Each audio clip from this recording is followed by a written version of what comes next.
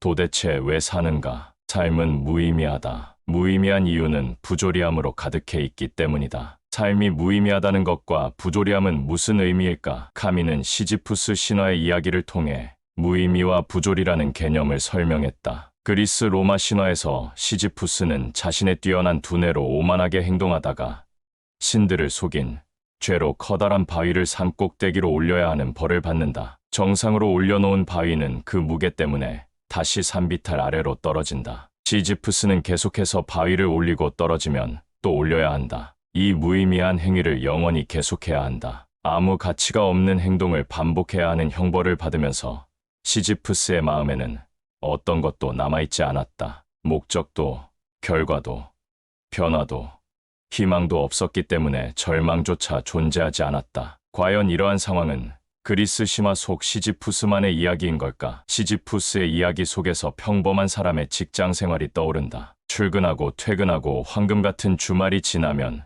월요병과 함께 다시 출근하고 퇴근하기를 반복한다. 올해 매출 목표액을 잡아 그것을 달성했다. 그러면 내년에는 목표가 상향되어 다시 또 그 목표를 위해 열심히 일한다. 지금 이 프로젝트가 끝나면 다른 프로젝트가 나를 기다리고 있다. 회사 생활 내내 이러한 업무들은 마치 영원히 계속될 것 같이 이어진다. 직장인들은 그러한 환경 속에서 끊임없이 회사를 다니는 이유를 찾으려고 노력한다. 왜 회사를 다니냐면 돈 벌려고 하는 거지, 다 나의 성장과 성공을 위해서 하는 거야. 지금 내가 하는 일은 분명히 가치가 있을 거야. 이렇게 스스로에게 말한다. 그러나 어느 날 문득 내가 이걸 왜 하고 있지?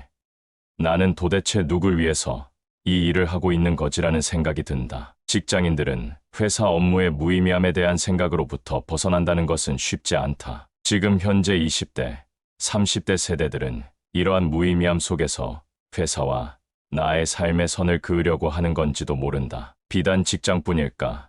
우리 일상생활 전반에서도 마찬가지다. 육아, 집안일 등등 우리 삶에서 내가 굳이 이걸 왜 하고 있나라는 생각을 우리는 가끔 한다. 누구나 인생의 단기적 장기적 목표를 갖고 있다. 그러나 그 목표를 달성하면 또 다른 목표가 우리 앞에 주어진다. 마치 시지푸스가 무의미한 행동을 반복했듯이 우리 삶도 이런 반복적인 행동이 계속해서 이어진다. 그리고 그 속에서 우리는 끊임없이 가치 상실과 무의미하다라는 생각을 한다. 삶의 부조리는 여기서 발생한다. 인간은 계속해서 의미를 찾으려고 하는데 도저히 내가 살고 있는 이 세상에서는 의미가 찾아지지 않는 지점에서 인간이 느끼는 감정이 부조리라고 카미는 말한다. 세상은 그저 있는 그대로 존재한다. 다만 인간이 세상에 의미를 부여하고 논리적으로 이해하려고 노력할 뿐이다. 카미는 인간은 끊임없이 세상에서 의미를 찾으려고 노력을 하는데 아무리 열심히 해도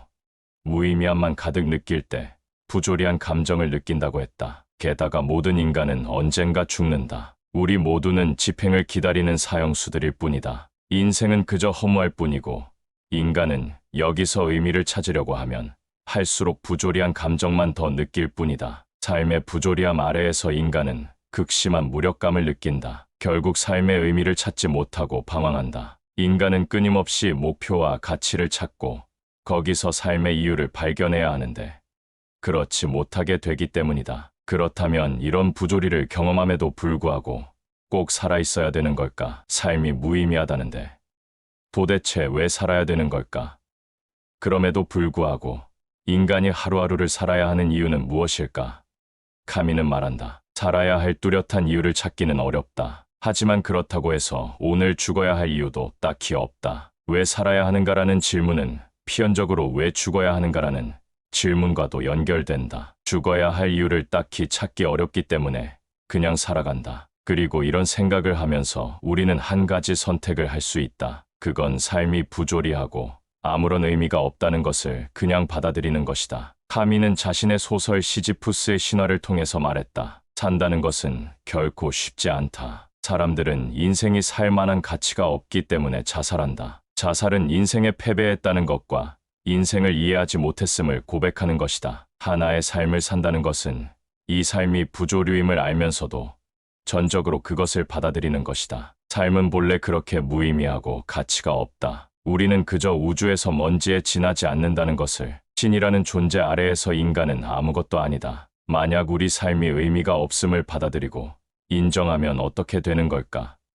역설적으로 우리는 자유를 얻게 된다. 우리가 가치가 있다고 판단했던 것들과 우리에게 영향을 미치는 세상의 온갖 것들이 더 이상 나를 방해하지 못할 정도로 사소하다고 생각되기 때문이다. 죽는 순간을 떠올려보자. 우리가 그렇게 소중하게 여기는 돈, 명예는 더 이상 가치가 없어진다. 우리가 소유하고 있다고 생각하는 모든 것들이 사실은 나의 것이 아님을 알게 된다. 상사가 나에게 싫은 소리를 하고 주변 사람들이 나에게 상처를 주고 돈이 좀 부족하고 이러한 것들이 내가 느꼈던 것보다 아무런 의미도 없고 먼지에 티끌 만한 행동들이라고 느끼게 된다. 이렇게 되면 나는 내가 진짜 원하는 것들에만 더 집중하면서 살아가게 된다. 그리고 설사 내가 진짜 좋아하고 원하는 것들이더라도 무의미함을 인식하면 알수록 우리는 계속해서 자유를 얻게 된다. 결국 우리는 집착하지 않고 자유로울 수 있기 때문이다.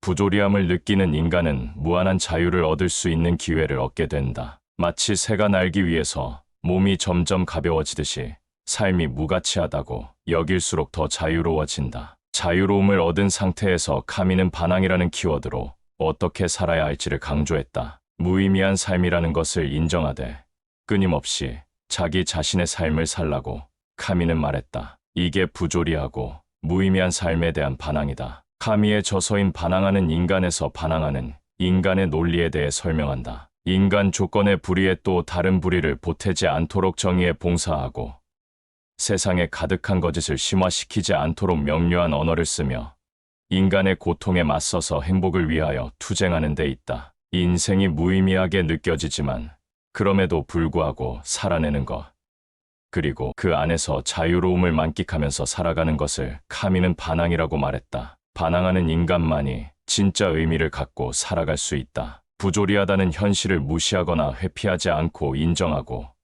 그럼에도 불구하고 끊임없이 의미를 추구하면서 살아가기 때문이다. 무의미함을 알기에 의미를 찾지 못하더라도 거기에 다시 집착하지 않게 살아가는 선순환을 만들어낼 수 있다. 우리의 자유가 사는 동안 계속 이어지게 되는 원리이다.